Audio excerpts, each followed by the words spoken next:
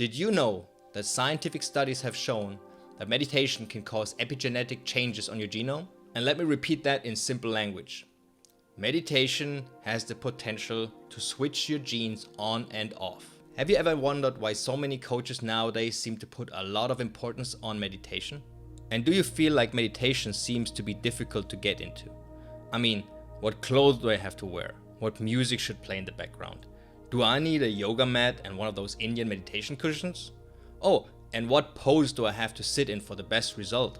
Well, here's the good news. You can stop worrying about all that shit because you don't need any of it. In order to start, all you need is a couple of minutes in the morning and the evening. And I mean a couple, as in 2 minutes, not 5 or 10, 2. Now, before you come up with reasons why you can't free up 2 minutes, let me tell you what a regular meditation practice can do for you. And before I get to the elephant in the room, I will just give you a quick list of the most interesting effects meditation can have. And these results can already manifest after receiving very little instructions and a minimal number of sessions. It can improve your endocrine system, that's your hormones, strengthen your immune system, improve your stress response, slow aging, increase happiness, build mental toughness, improve memory, relieve the impact of mental disorders, and help you to access your higher consciousness. There's already a lot of interesting stuff in that list, but hey, listen to this. Meditating can cause the level of perceived pain to be reduced by up to, wait for it, 93%, with an average reduction of 40%. Compare that to morphine, which provides an average reduction of 25%. I can confirm from my own experience that it does indeed work as advertised. The meditation, not the morphine. Now on to the main story, changing your genetic expression through meditation. It has been known for a while that gene sequences can be switched on and off through environmental influences. For example, if you change your diet from mainly carbohydrate-based to mainly fat-based, some genes will switch on or off in order to effect a change in the way your digestive system processes the food you're eating, so your body is able to adapt to outside influences. But now some new research has found that your body can even start changing due to purely internal influences like those created during meditation. Alright, now that you understand the awesome return on investment ratio that meditation has, let's get into the practical details. This will be the simplest version of meditation, because at an entry level, this is all you need. Most instructions are way too complicated. We will focus only on what is really important to get you started. Let me make this clear. This is all you need to get great results. You can work with just these instructions for years. I have a lot of experience with a lot of different forms of meditation, but I mainly do what I'm going to show you now. Remember, John Wooden said, champions are brilliant at the basics. And Albert Einstein said, if you can't explain it to your 6-year-old, you don't understand it well enough. So here comes my explanation of the basics for a 6-year-old. What's our goal? To focus on a single thing for an extended amount of time. And how do we get there? We'll focus on our breath for 2 minutes. You can use a timer, meaning you set the timer to how many minutes you want to do that day. This is especially good if you are limited on time and you only have a certain amount that you can invest. Or if your time is open-ended, just start a stopwatch and stay in the meditation as long as you enjoy it. When you feel like you had enough, end the meditation and then check how much time actually passed. You might be surprised. Try to minimize external distractions like sounds or light. Close your door, turn off your phone and your TV. It's okay to close your eyes. Sit comfortably to prevent aches and pains from distracting you. Try to sit with dignity. That means upright with your head balanced on your body, so you have to use minimal muscular tension. Observe your breathing. Focus your attention on your belly expanding and contracting and the air flowing into and out of your lungs. Your breathing should feel effortless. If you're not sure how to belly breathe, watch my video on breathing. The link is in the description below. Notice thoughts come up and let them pass through. Don't dwell on them. Refocus on observing your breath. That's it. That's all there is to it. If you're tired of hearing me rambling on, go ahead and start practicing. But if you are like me and prefer a little more background to those principles so you can better adapt them to your personal circumstances, then the next part is going to do just that. Why are we doing it that way? Because I say so, because my teacher told me this was the way to do it, because we've always done it that way, because that's the way written down in this book. Now, if this is the explanation that you're getting from your teacher, it's time to find a better teacher. Because he either didn't care enough to ask his teacher, or he's too dumb to understand the explanation he got. And in my opinion, both of these reasons would disqualify him as a teacher. Why are we trying to focus all our attention on a single thing? Your conscious mind is only able to focus its attention on a single thing. You might think that you're able to multitask, but this actually is just your consciousness switching its attention between different tasks very quickly. Your subconscious is able to run multiple things in the background without the need of your conscious attention, but automating tasks like that requires to put in a high amount of training repetitions first. We are trying to use this limitation of the mind as a way to silence the constant chatter of our monkey brains. You know the feeling when you're trying to quiet the mind and not think of anything? And the weirdest thoughts pop up in your head seemingly out of nowhere. Those are the unprocessed thoughts, experiences, and worries that are constantly floating around in our minds and prevent our subconscious from fully connecting with us. So if we can learn how to focus on a single thing for an extended period of time, we will silence the chatter and allow our subconscious a period of undisturbed connection. I'm sure you've heard the quote, "Energy follows attention." This suggests that in order to effect changes, you would need to direct your attention to specific areas that you would like to improve. And this is what is done with advanced meditation techniques like visualization. However, the studies found significant improvements in many areas even without focusing one's attention on anything specific.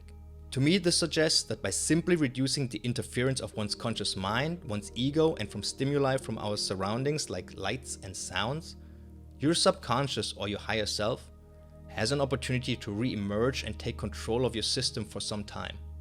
You can look at this like the body's self-healing powers being supercharged for a few hours, where all kinds of problems are being worked on.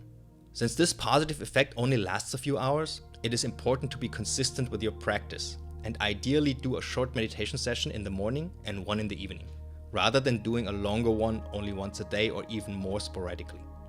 Why are we only doing 2 minutes? Because doing 2 minutes is always possible. There is no excuse like I didn't have time to meditate for 2 minutes, especially since you don't need a special room or special gadgets to do it. You can do it anywhere. Meditation should be an enjoyable experience.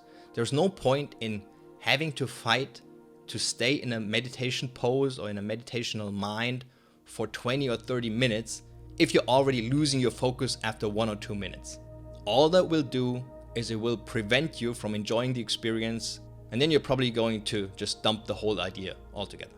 And by the way, you can always go longer. It's just that I'm not prescribing you a specific amount of time over those 2 minutes in the beginning. The idea is that once you've been doing 2 minutes consistently in the morning and evening for a few days, you will see results. And those results will make you want to do more meditation, do longer sessions, because you want to get even more of those results. So that way it becomes an internal drive that you want to do more instead of an external workout plan that you think you have to follow. Meditation is not something like a workout where you just grind your teeth and power through. It's absolutely essential to stay relaxed. And it's a long game, it's not a sprint. Okay, so you will be doing this for the next decades, not just for 2 or 4 weeks. Why is it important to minimize external distractions like noise and close our eyes?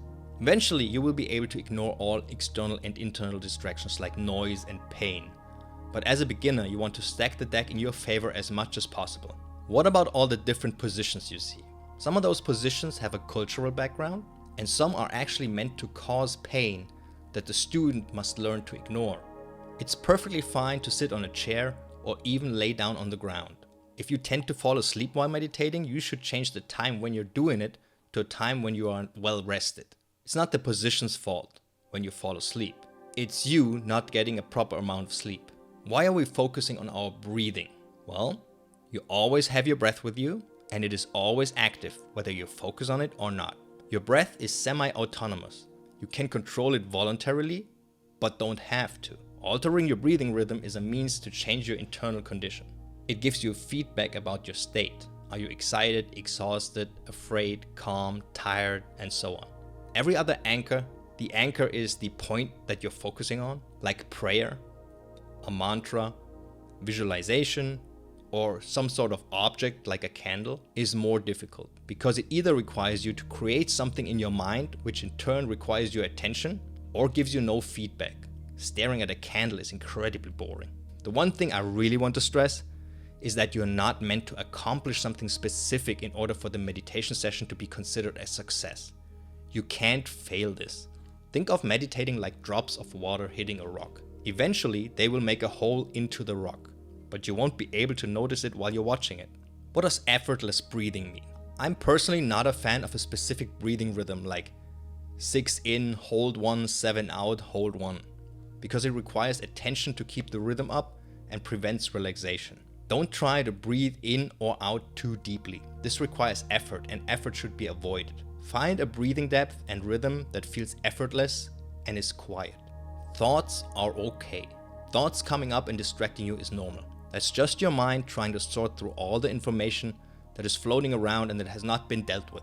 The goal is not to suppress those thoughts, but to just watch them come and go and not focus on them, but instead just notice that they are there and focus back on your breathing.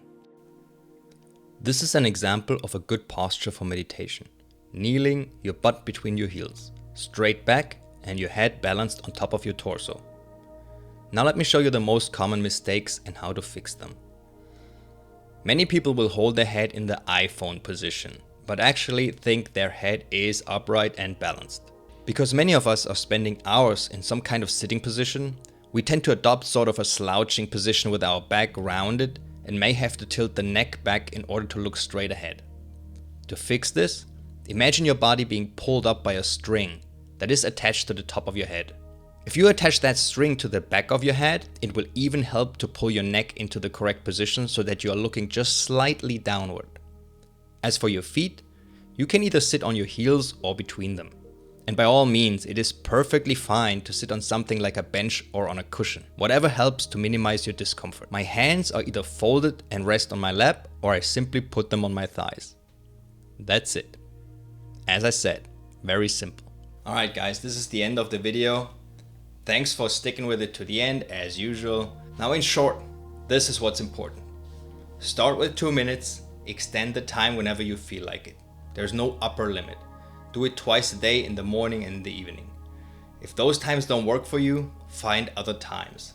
Try to sit straight and relaxed, focus on your breathing, and learn to let your thoughts just pass through.